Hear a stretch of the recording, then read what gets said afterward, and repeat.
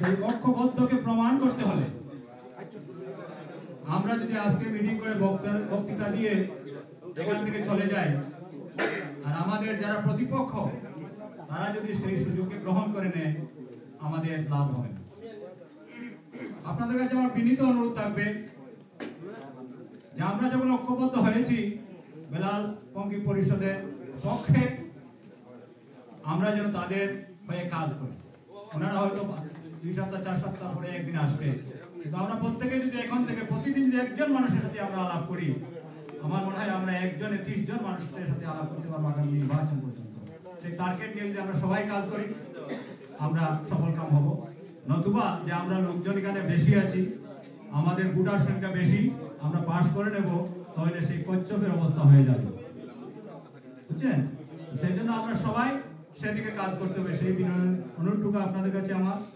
পাশাপাশি আমরা এখানে যারা আছি আমাদের প্রয়োজন এখনই সময় এসেছে আমরা এরই মধ্যে নিউ জার্সিতে একটি নির্বাচন সবার সমন্বয়ে বিভিন্ন জনকে নিয়ে আমরা একটি নির্বাচন পরিচালনা কমিটি গঠন করা এবং তারই নেতৃত্বে আমরা আগামীতে নির্বাচন প্রক্রিয়া চালিয়ে যাব। আমরা আরো সৌভাগ্য যে জালালাবাদ অ্যাসোসিয়েশনে গত বছর যিনি নির্বাচিত হয়েছিলেন বদরুন্নাহার খান মিঠা, আমি তাকে ধন্যবাদ জানাই যে আমরা যারা পদে যাই তখন অনেক সময় হয় আমরা পদকে আঁকড়ে ধরে থাকি, ওই ছাড়তে চাই না। আমি তাকে ধন্যবাদ জানাই যে নতুনদের সুযোগ করে তিনি দিয়েছেন, এবার নির্বাচনে তিনি প্রতিদ্বন্দ্বিতা না করে। পাশাপাশি এমন একটি প্যানেলকে সমর্থন করেছেন যাদের নেতৃত্বে যাদের যোগ্যতার ভিত্তিতে আগামীতে জালালাবাদ অ্যাসোসিয়েশন একটা সুসংগঠিত সংগঠন হিসাবে গড়ে উঠবে আমি বিশ্বাস করি।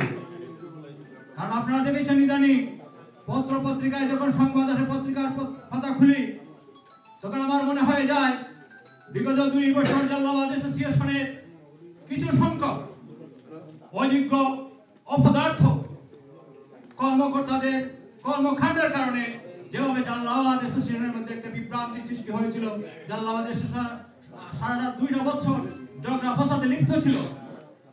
আজ যখন পত্রিকায় দেখি একজন প্রেসিডেন্ট হয়ে পত্রিকায় বিবৃতি দিয়ে বলেন যে জালালাবাদের ভোটার লিস্ট করতে হলে নির্বাচন কমিশনরা গ্রহণ করুক, সেটা সেই আমাদের জন্য। যারা পত্রিকা বলে যে জালালাবাদের ভোটার বই আমরা পাচ্ছি না, পত্রিকায় এড দিয়ে বলে, যারা পত্রিকায় এড দিয়ে তার এলাকার মানুষের সাথে বিভিন্নভাবে প্রতিরোধ করে পত্রিকায় এড দিয়ে, ওই সমস্ত ব্যক্তিরা যদি আবার জালালাবাদের প্রেসিডেন্ট হয়, সেক্রেটারি হয়, তাহলে আমাদের জালালাবাদের পরিণতি গত 2 বছরে যাই ছিল তার থেকে ফিরে আসবে। তাই জালালাবাদকে যদি আমরা সুষ্ঠু পথে ফিরিয়ে আনতে চাই তাহলে আমাদের প্রয়োজন যোগ্য নেতৃত্বে। কারণ আমি যেটা আমার বিশ্বাস, আমি মনে করতাম যে জয়নুদ্দিন জল সাহেব অনেক ভালো লোক, উনি খুবই শিক্ষিত লোক, অনেক সময় আমার সাথে আলাপ করতেন, আমি মনে করতাম কি ভালো লোক। তো আমি আশ্চর্য হই উনি যখন পত্রিকায় বিবৃতি দিয়ে বলেন যে নির্বাচন কমিশন ভোটার লিস্ট নির্বাচন কমিশন গঠন নিরপেক্ষ হবে না। আমি ওনার কাছে প্রশ্ন করতে চাই, আপনি জালালাবাদের প্রেসিডেন্ট হবেন, আপনার কি সেই ধারণা নেই যে জালালাবাদ অ্যাসোসিয়েশনের একটা গঠনতন্ত্র আছে এবং সেই গঠনতন্ত্রে স্পষ্ট বলা আছে নির্বাচনের ভোটার লিস্ট কারা করবে, কিভাবে করবে। আপনারা যদি সেটা না জানেন আপনি জালালাবাদের প্রেসিডেন্ট হওয়ার যোগ্য নন। আপনি বলবেন যে জালালাবাদ অ্যাসোসিয়েশনের ভোটার লিস্ট যদি তারা বানাতে হয়, তাহলে আমি প্রশ্ন করি বিগত দিনে তো আমার কুনু ভাই, আজমল ভাই, ওনারা সভাপতির পদে থেকে নির্বাচন করেছেন। আমরা কোনো প্রশ্ন করে নাই কেউ যে আপনারা সভাপতির পদে আপনি থেকে নির্বাচন করবেন আর আপনার ভোটার লিস্ট বানাবেন, সেটা নিয়ে পক্ষে আমরা তো কখনো বলি নাই, কেউ কোনোদিন বলে নাই। দুঃখজনক হলেও আজকে নির্বাচনের পূর্বে ওনারা সেই সত্যতার বীজ রোপণ করে যাচ্ছেন। আমরা চাই না ওই সমস্ত লোকরা আগামীতে জালালাবাদবাসী দায়িত্বে নেও, ক্ষমতায় অধিষ্ঠিত হবে।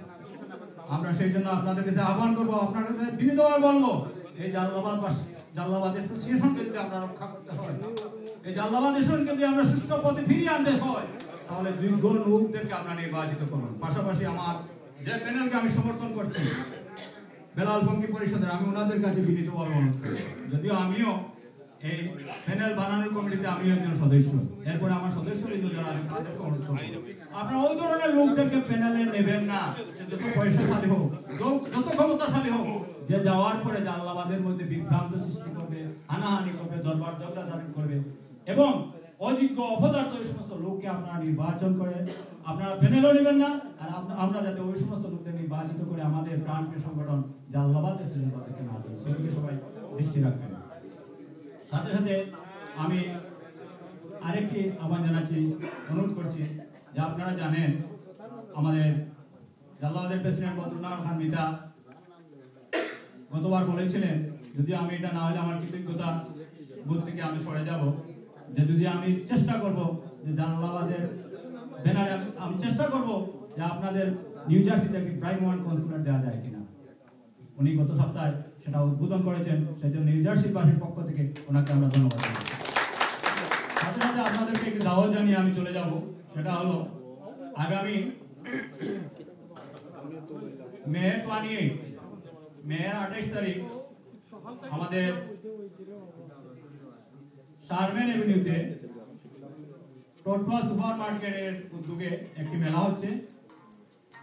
আমার শরীফ ভাই এখানে এসেছেন, ওনার পক্ষ থেকে আপনাদেরকে দাওয়াত জানাচ্ছেন যে আপনারা সবাই মেলাতে অংশগ্রহণ করবেন। সকাল থেকে রাত অবধি সন্ধ্যা পর্যন্ত মেলা চলবে, আপনারা সবাই অংশগ্রহণ করবেন। সবাইকে আমার পক্ষ থেকে, বিশেষ করে নিউ ইয়র্ক থেকে যারা কষ্ট করে এসেছেন তাদেরকে নিউ জার্সিবাসীর পক্ষ থেকে আন্তরিক অভিনন্দন জানাচ্ছি। আর একটি কথা না বললে না হয়, যেটা বেলাল আহমদ সাহেব আমাদের কিন্তু আসলে ওনাদের সম্পর্কে আমরা সবাই বলা উচিত। তো বেলাল আহমদ সাহেবের তো তুলনা তিনি নিজেই একদম আমলদার মানুষ, ভদ্র মানুষ, নম্র মানুষ, কথাবার্তা অত্যন্ত সুন্দর, যেটা আমাদেরকে আকৃষ্ট করে। আমার মনে হয় যে তিনি জাল্লাবাদকে একটা সঠিক পথে নিয়ে আসতে পারবেন। আর সাধারণ সম্পাদক পদপ্রার্থী আমার মন্ত্রী ভাই, ওনার সম্বন্ধে আমার মনে হয় বলার প্রয়োজন নাই। জাল্লাবাদের উনি একবার সর্বোচ্চ ভোটে কেশিয়ার হয়েছিলেন, যুগ্ম সম্পাদক হয়েছিলেন। আর আমার আসলে সবচেয়ে ভালো লাগে জাল্লাবাদের দায়িত্বে না থাকলেও আমি যখন কোনো পিকনিক বা জাল্লাবাদের কোনো অনুষ্ঠানে যাই, আমার মনে হতো যে জাল্লাবাদের মনে অর্থা কথা সবই বঙ্কি ভাই, উনি সব কিছু জানা আছে। এই যে মানুষ আজকে আমাদের প্যানেলে এসেছে, আমাদের সৌভাগ্য। আর ওনার প্রতিদ্বন্দ্বী যে তিনিও কিন্তু আমার মনে হয়ে যায়, আমিও মনে করি ওনার কিন্তু একটা ইতিহাস আছে। আমি হয়তো আজকে এটা বলার প্রয়োজন নাই, এরপরে বলবো ওনার ইতিহাস যা আছে সব বাঙ্গার, গড়ার কোনো ইতিহাস নেই, সেটা আপনারা জানেন, মৌলভীবাজারবাসী সবাই জানেন। পরিশেষে সবাইকে আমার পক্ষ থেকে অভিনন্দন, আন্তরিক মোবারক জানিয়ে এবং আগামী দিনে বেলাল কমিটি পরিষদের নেতৃত্বে আমরা এগিয়ে যাব সেই প্রতিজ্ঞা ব্যক্ত করে সবার প্রতি আবারও কৃতজ্ঞতা প্রকাশে আমি আমার বক্তব্য শেষ করছি। আল্লাহ হাফেজ। আল্লাহ দীর্ঘ বেলাল কমিটি পরিষদের